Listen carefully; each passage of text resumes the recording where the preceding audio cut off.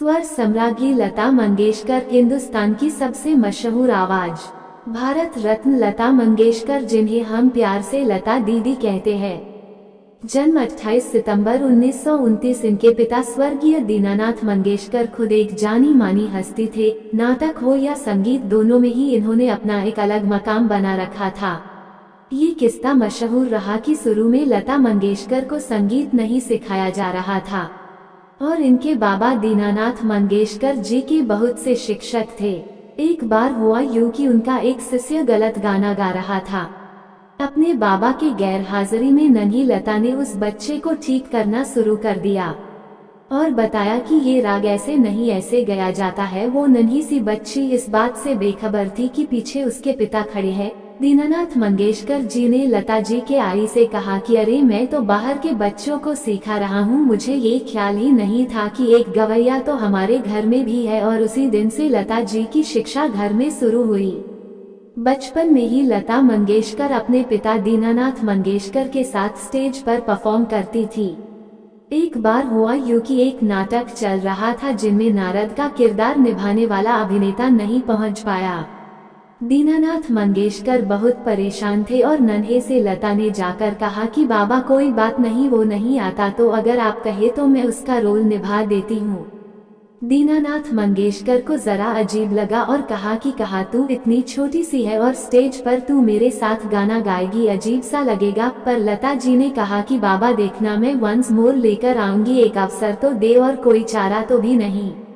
वो अभिनेता और गायक अभी तक तो आया नहीं है। और इस तरह से लता जी ने अपने बाबा के साथ परफॉर्म किया और यकीनन वो वंस मोर आया। लता जी के आवाज के जादू ने फिल्म जगत में तो धूम मचाई, मगर इस मकाम तक पहुंचने से पहले लता जी की जिंदगी में अजब उतार चढ़ाव रहे। बचपन में ही इनके पिता दीनानाथ मंगेशकर जी, जो कि खुद एक बहुत बड़े ज्योतिष के ज्ञाता थे, उन्होंने लता जी से कहा था कि देख बेटी, तू आगे जाकर इतनी सफल होगी जिसकी कोई कल्पना भी नहीं कर सकता, लेकिन उस सफलता को देखने के लिए मैं नहीं रहूंगा। और हाँ, तेरी शादी भी नहीं होगी, पूरे परिवार की जिम्मेदारी तुझ पर ही रहेगी। नन्ही सी लता उस वक्त समझ नहीं पाई कि इनके बाबा बहुत जल्द जाने वाले हैं और ठीक वैसा ही हुआ। दीनानाथ मंगेशकर का स्वर्गवास हो गया। पूरी जिम्मेदारी लता मंगेशकर के कंधों पर आई और स्टेज के साथ साथ उन्होंने फिल्मों में छोटे मोटे किरदार निभाने शुरू किए। मास्टर विनायक के कंपनी में ये काम किया करती थी वही मास्टर विनायक, जिनकी बेटी नंदा आगे जाकर बड़ी जबरदस्त अभिनेत्री बनी। लता मंगेशकर को ये कतई पसंद नहीं था कि वो एक्टिंग करे और एक बार वो शूटिंग से लौटी और घर आकर फुट फुट कर रोने लगी।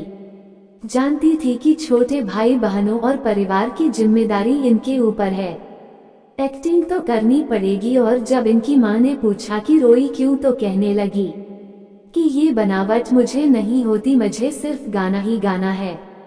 किस्मत ने इनकी बात सुनी भी, इन्हें संगीत की शिक्षा तो मिली पर फिल्म इंडस्ट्री में काम इनको आसानी से नहीं मिला। मुंबई फिल्म इंडस्ट्री में इनके आवाज को सुनकर ये कहा गया था कि आवाज इतनी पतली है, ये प्लेबैक सिंगिंग के लिए नहीं। और इनके गुरु और गॉडफादर मास्टर गुलाम हैदर ने ये बात साबित करने का पीड़ा उठा लिए कि लता जैसी आवाज किसी और के पास नहीं है।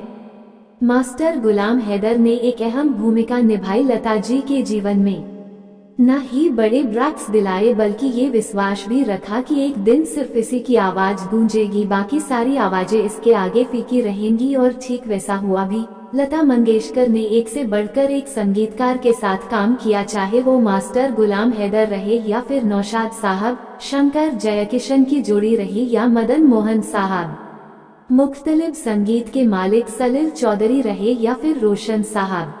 बदलती पीढ़ी में लक्ष्मीकांत प्यारेलाल और R.D. बर्मन एंड कल्याण जी आनंद जी के साथ भी इन्होंने खूब गाने गाए। लता मंगेशकर इकलौती ऐसी गायिका रही जिन्होंने कहा कि गानों की रॉयल्टी गायक को भी मिलनी चाहिए। रिकॉर्डिंग के पेमेंट के बाद भी जब तक वो रिकॉर्ड बिक रहा है, उसकी कमाई का छोटा सा हिस्सा गायक के हिस्से में भी आना चाहिए और इन्हें रॉयल्टी मिली। हालांकि प्रोड्यूसर्स इसके खिलाफ थे। राज कपूर साहब ने तो यहाँ तक कि कहा था कि लता, मैं तुम्हें रॉयल्टी नहीं दे सकता, मैं यहाँ पर बिजनेस करने आया हूँ। और तब लता जी ने जवाब दिया था कि राज साहब, अगर आप बिजनेस करने आए हैं तो मैं भी फिल्म इंडस्ट्री में रानी बाग में घूमने नहीं आई। और अपनी बात लता जी ने मनवाई। यह बात बहुत कम लोग जानते हैं कि लता मंगेशकर बतौर संगीतकार में भी काम कर चुकी है। इनके ऊपर खासा दबाव था कि लता मंगेशकर को भी म्यूजिक डायरेक्टर बनना चाहिए, पर लता जी म्यूजिक डायरेक्टर बनके दूसरे संगीतकारों के साथ प्रतिस्पर्धा में नहीं पड़ना चाहती थी।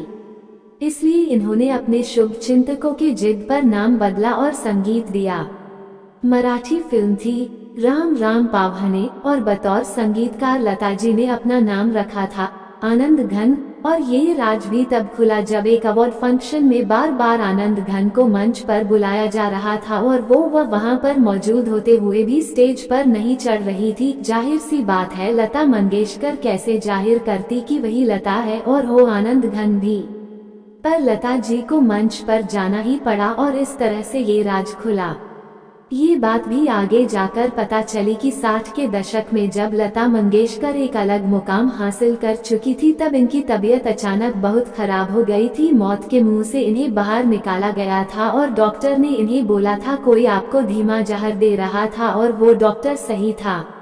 इनका एक रसोइया इन्हें हर रोज धीमा जहर दिया करता था जिसकी वजह से लता जी की जान भी जा सकती थी, पर इनके बीमार पड़ते ही तुरंत वह रसोइया भाग गया। अवार्ड के मामले में लता मंगेशकर ने कीर्तिमान स्थापित किए, चाहे वो पद्म भूषण रहा हो या फिर पद्म विभूषण या फिर भारत का सर्वोच्च सम्मान भारत रत्न। जहां पर फिल्म फेयर अवार्ड की बात आती है तो लता मंगेशकर ने ये फैसला कर लिया था कि अब नए गायक और गायिकाओं को मौका मिलना चाहिए, इसलिए एक वक्त पर इन्होंने अवार्ड लेने से इनकार कर दिया था।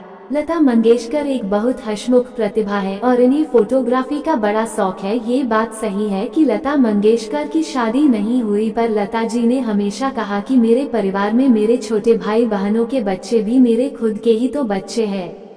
हर संगीतकार के साथ लता मंगेशकर की संबंध खूब जमी, चाहे वो दादा बर्मन रहे या फिर उनके बेटे आर.डी. बर्मन या फिर बदलते वक्त के संगीतकार जतिन ललित और ए.आर. रहमान। लता मंगेशकर ने हर दौर हर युग में अपनी आवाज से सभी का दिल जीता है।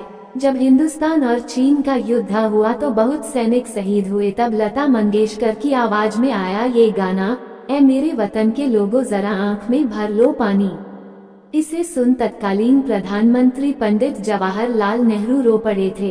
यह बात भी मशहूर रही है कि लता मंगेशकर इकलौती ऐसी गायिका है जो गाने के लफ्ज सुनकर ही उस गाने को रिकॉर्ड करती है। यदि कोई भी आपत्तिजनक शब्द हुआ तो लता जी उस गाने को रिकॉर्ड करने से इनकार कर देती।